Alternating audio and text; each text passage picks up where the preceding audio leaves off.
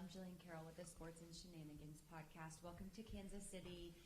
Just getting your thoughts, if you don't mind, on the city, the stadium here, and I saw that you made it to the Chiefs game last night. Did you enjoy it? Keep in mind, we haven't seen the stadium yet. We just arrived. Yeah. But go ahead. Well, the morning started, I went to the under-20 training session out of the training ground. So got the chance to go and see the lovely training complex over there, which was lovely. Always fantastic to see women's only facilities, and to think that when I walked through there, players coming from around the country, from around the world, having a place that's their home, not a shared home. So that was great. I mean, the Chiefs game, I won't lie, I've been waiting to go to one of them for a long time, and Harry and I went last night, and I've said this every time I take Harry to sports in the US, I can barely get him to sit through 90 minutes of soccer, but at baseball, he'll sit the 4 hours, he'll sit the duration of the NFL game, he will not leave with a shirt and a ball and a helmet and a cup, I might add. But it was raucous. I was sat with Daniel Hunt yesterday, and he was teaching me about the history of the stadium from 1972 onwards and the build of the stadium. So I've had a real historical lesson. And I asked him about, like, why are fans so fanatical in this city? Like, why is it so loud? And he said it almost goes against the stadium design. Like, stadiums with roofs should be the loudest, he said, but here, like, it is their absolute world, and this is a massive sports town. So I had the history of his family. I got a great insight into the suite of some of these beautiful arcade games that had been collected by the family over years. Yeah, I mean, I had an incredible time. I remember I had to get back and get up for this morning, but it was it's the most akin European-like experience for me, watching NFL games. Even though Hythe is encouraging me to go to a college football game, I'm looking forward to that. But so far, fabulous experience in Kansas. And I will say we did have barbecue yesterday afternoon, and that absolutely comatosed me. That was the only meal we could eat the whole day, but it was incredible. Which place? Jack. We couldn't get in the other one, and I had no leverage, even though we were in the Sprinter for the Travis Kelce's family. Even though I thought the Sprinter might have got me some kudos, it didn't. We had to go and queue with everybody else, quite rightly. But yes, we waited over an hour for it, but honestly, a really, really amazing day, on top of doing a lot of analysis. Side note, I had to bring the players back at halftime, and Emma was like, I'm staying. Go ahead, I'll take an Uber. So she did. More questions for Emma? We can go online. Go ahead, Mr. Tannenwald. Thank you, Eric. You should ask Mauricio about his recent first experience with college football. He had quite a time at it. But I wanted to ask you about the quick transition to this game and the quick change of opponents and perhaps styles, and how much that on its own is going to be a lesson for some of these players who are going to someday play in a World Cup and have to encounter something like that on a big stage. Well, first of all, that's why we do it. I've said it last time. Often the biggest learnings come in a loss, but also tactically you get the chance to reflect on between one game and next and make the tweaks that are necessary. When it's a completely different style of play and a new opponent in a new environment, that's another test for us. But that's why we want to play such a diverse a group of opponents all the way up until qualification next year. So I think it's fair to say they've been consistent under their head coach in terms of their style of play and the way they set their team up without going into too much technical and tactical stuff. We've worked through more individual small group unit work. This time we gave them longer because these meetings could run for about 2 hours straight per small group because the players love them so much. But we're as prepared as we possibly can be for the first training session. So I'm expecting a build on what we've done. And as I said last game, how we played the last game is the starting point. It isn't the end point, it's the starting point. Like, that's the base level I expect for us, and now it's finding room to grow within that. Hardeep, go ahead. Hi, Emma.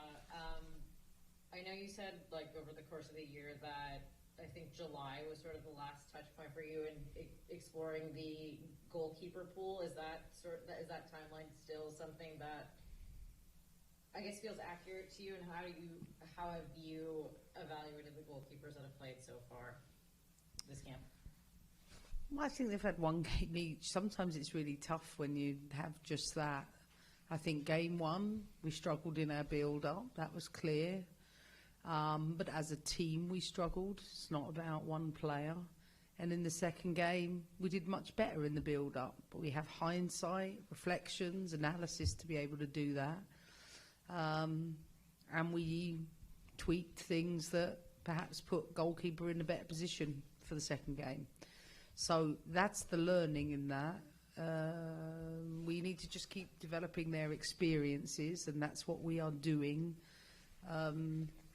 The World Cup qualification is not until next year, and my job is to keep developing the group to get closer to that.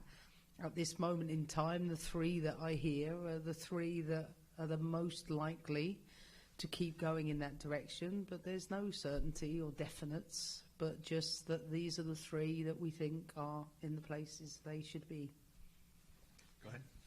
Back here, Daniel Sperry with the Kansas City Star. I'm just curious, you've had some time at the facility earlier today. You have a stadium like this. How important is it to have club facilities for these teams that are specifically for a women's team, for the Kansas City Current, and what kind of a difference does that make? Well, first of all, I've met Angie Long and spent some time with her in September.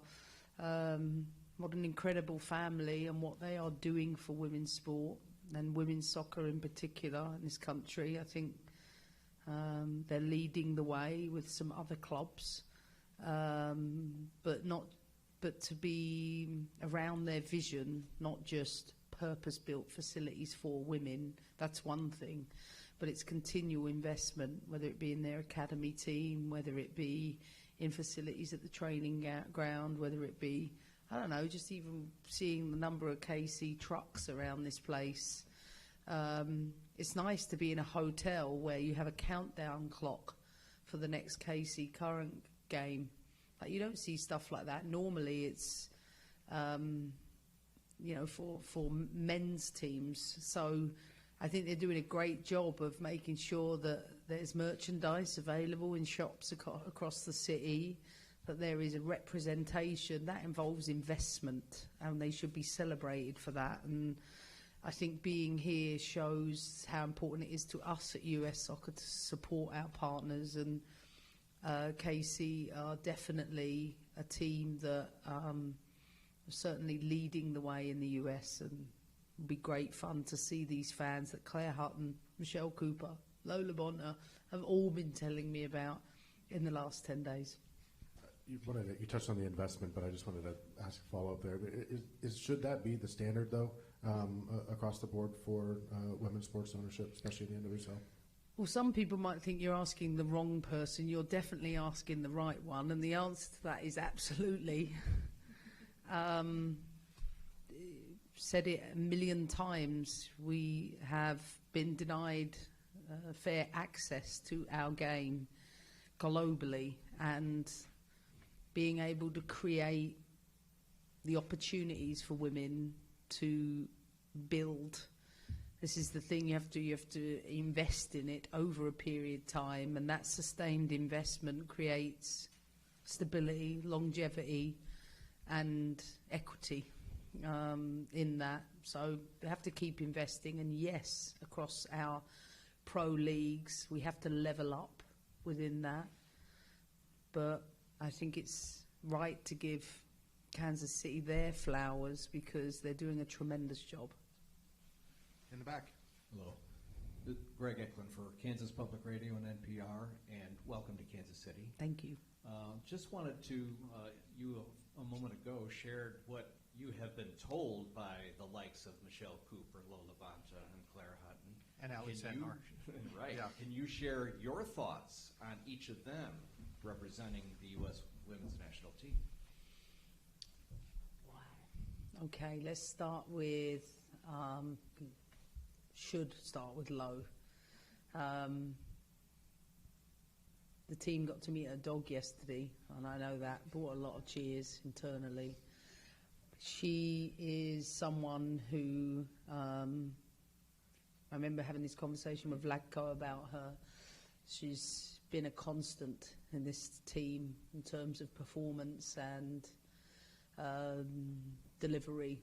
Always been a player that has sustained her performance game after game, season after season, and is deserving of being in the place to compete to be in this team. I think she has an understudy in Claire Hutton that is going to be a fine centre midfielder for this country. But the development and grounding, both in playing youth national team tournaments, this is so essential, plus NWSL starting for her team, not just 1 season, 2 seasons, is really giving her the foundation to be able to perform at our level, maybe at a slightly earlier age, but she needs somebody like Lowe to guide her, and I think she's doing a great job with her. I think Michelle Cooper is a firecracker that every team needs. That personality, she's dynamic, she gets people out of their seats.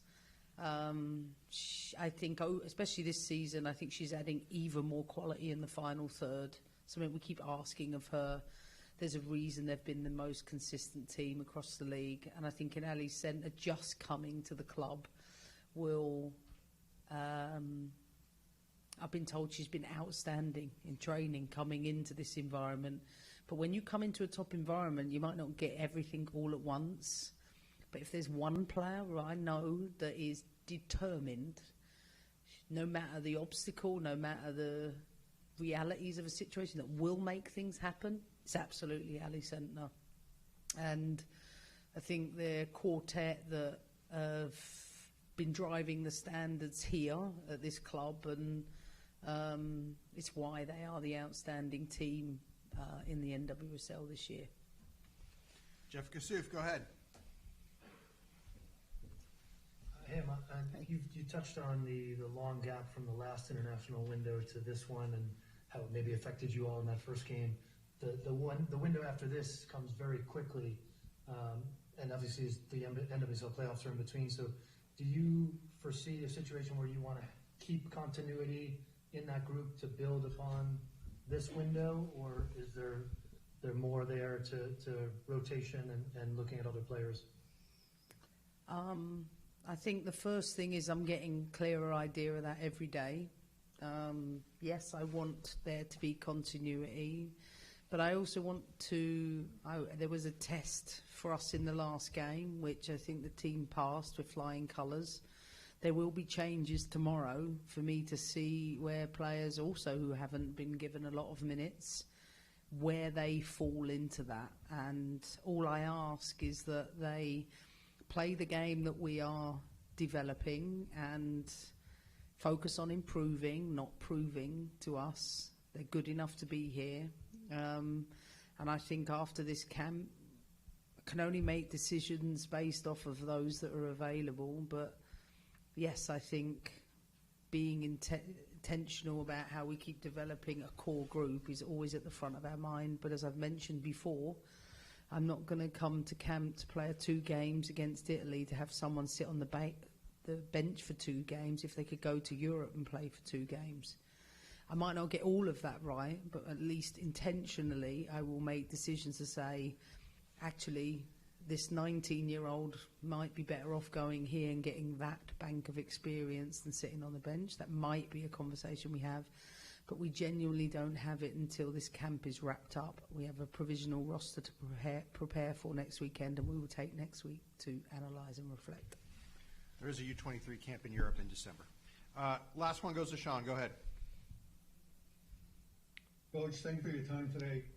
Locally here on Long Island, we have Gotham. You have a number of their players on your team, both past and present. Portugal had one. What would you attribute that to? On both teams, did you say? You and Portugal had one player. You have a number of players that are with currently or previously with Gotham. Yep. What would you attribute that to? Some of them were never in the pool, so to speak, until they were there. I think he's looking for you to say a nice thing about Gotham. Oh, just ask.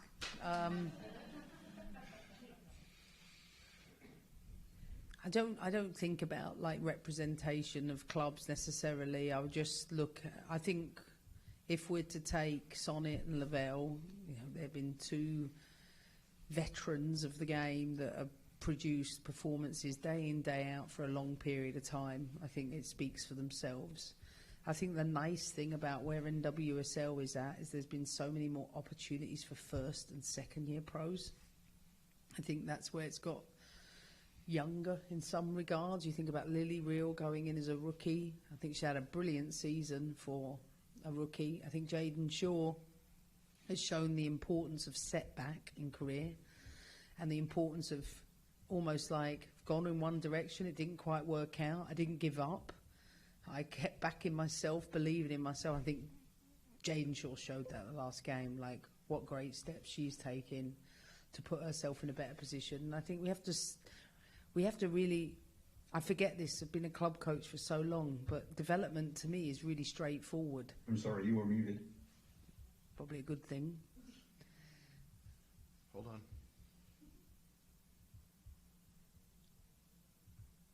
How about now? Can you hear us, JT? Good. Okay.